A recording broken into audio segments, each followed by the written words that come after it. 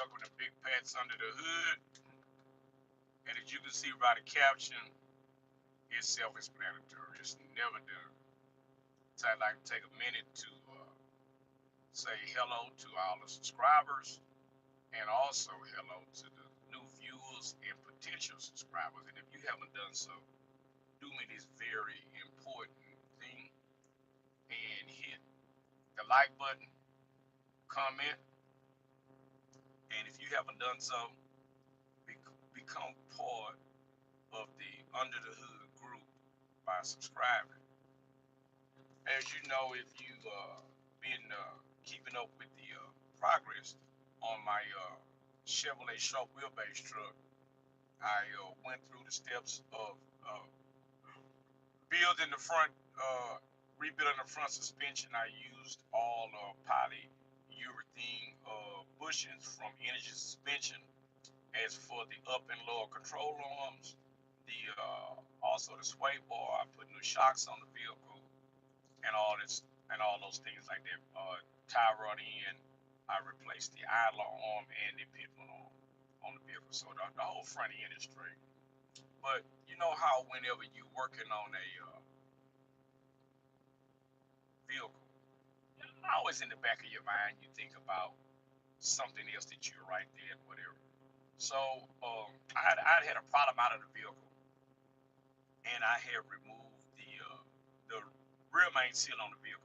Started leaking on me, and it's an engine that I had rebuilt and new gasket and everything. But anyway, sometimes you just get bad parts, and that's what it was. I'm not gonna drag it all out. I just got the rear main seal that I had that I bought in this kit. It was an inferior part. It was just it's just I should have stayed with the traditional brand of Fair Pro. But anyway, put the rear main seal in, it got it running and everything, and it would the seal was hard, and so I had to take the oil pan back down and all that, and put a new rear main seal in it, which was a Fair Pro. I went on and bought a Fair Pro put in it, and I bought a Fair Pro one piece gasket, oil pan gasket, and put up in there. So I get all that up in there and everything, and get it up and going, and everything's running fine. No leaks, no anything. I'm just like, okay, cool. I got this out the way. Let me finish once I finish the front suspension, then I'll put it all back together, and I can take the vehicle and do some more things, which is what I did. Didn't have any leak at that point, so I went on and replaced the windshield wiper motor. I replaced the surge tank on the vehicle, and I also replaced the speedometer cable from the transmission up to the speedometer. And I need to. I'll show you a video today of me actually finishing up the speedometer cable, uh, putting it on the transmission, removing the old one, and show you how to take the speedometer off and how to put it out there. It's an easy job. It's a out of difficulty rating, it's probably a two, because the only thing that's tough is nothing. So I'll show you that today. But I pulled the vehicle out of my garage and was letting it run and everything, and saying, okay, I'm at the last steps. I have nothing else left to do but to get the windshield replaced, stuff like that. Some people call it gremlin. Some people say just bad luck or dumb luck or whatever. So I'm letting it run, and I look under the vehicle and I see a little bit of drip. It's a little bit of drip hitting the ground. So I'm saying, boy, I hope that is not no damn. Oh, I know it's not no oil. So I had the hood raised up. So I looked to see was it what it was. Just my dumb luck, damn oil coming from the front of the oil pan between where the gasket goes between the timing cover and the front of the oil pan, and that's that one piece gasket I put on there. So at this point, I'm like, you got to be kidding me. I know damn well that's not what it is, but I jacked the vehicle up and got up under it. That's what the hell it was. So now, because it's such a process on my truck, to remove the oil pan because the way my headers are on the passenger side, one of the tubes, and I'll show you all this when I go home today to start working on it.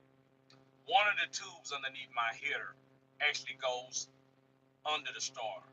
So where I could have just removed the starter and left the exhaust hooked up, I can't do that on with these particular headers.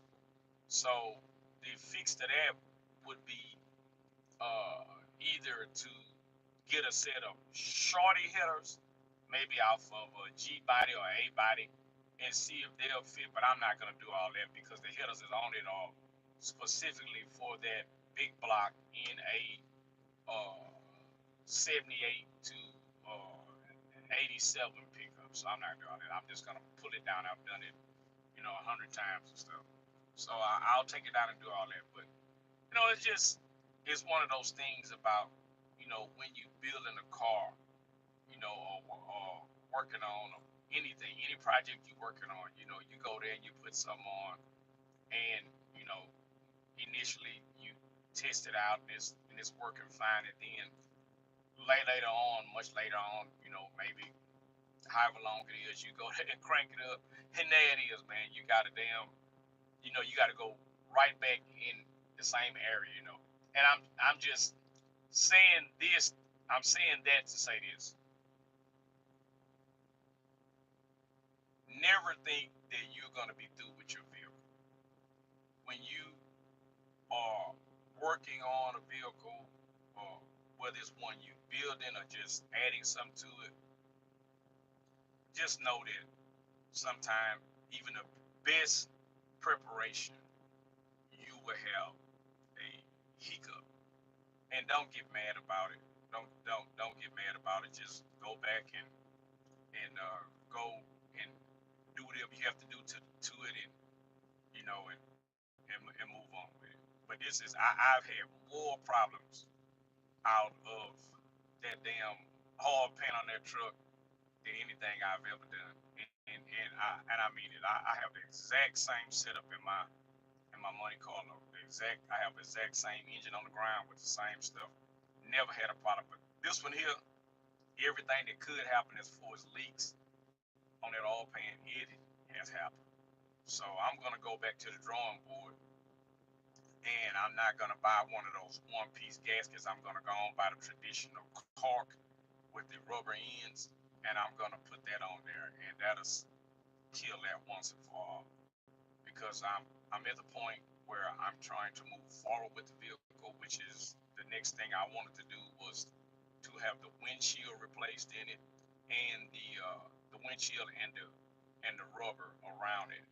Had it done, and then I'm going to dive into the HVAC system on the truck and replace the evaporator on it with a new evaporator. Blow everything out, charge it back up, and get the AC going in it. And then I would be pretty much through under the hood, and I don't have to go back and do anything. That was what I'm working on, is to finish all that kind of stuff. So now I can just go on and just focus on the body work, which you all will see that if you stay watching the videos, and I'll make sure that I'll put them up and show you all, what decisions I made to do what, and what the process is, and what steps I'm gonna take if I'm gonna do body work, if I'm gonna replace the complete panel. Because the only thing on the truck that I have a problem with is on the right rear of the bed.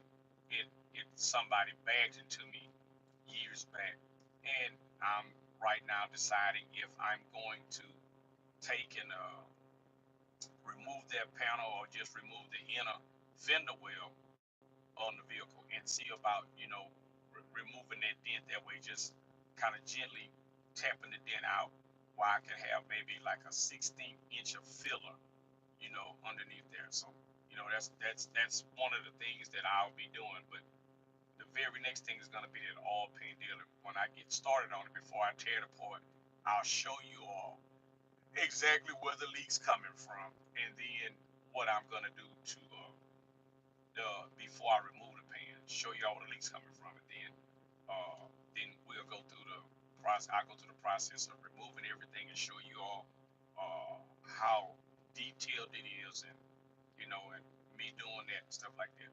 But not to tarry or carry on. That's just what's going on. And if you've had a similar experience and uh, you've fixed it another kind of way, send me give me a comment of what you use, stuff like that, and how did you do it, and let's keep it going. And if you know any great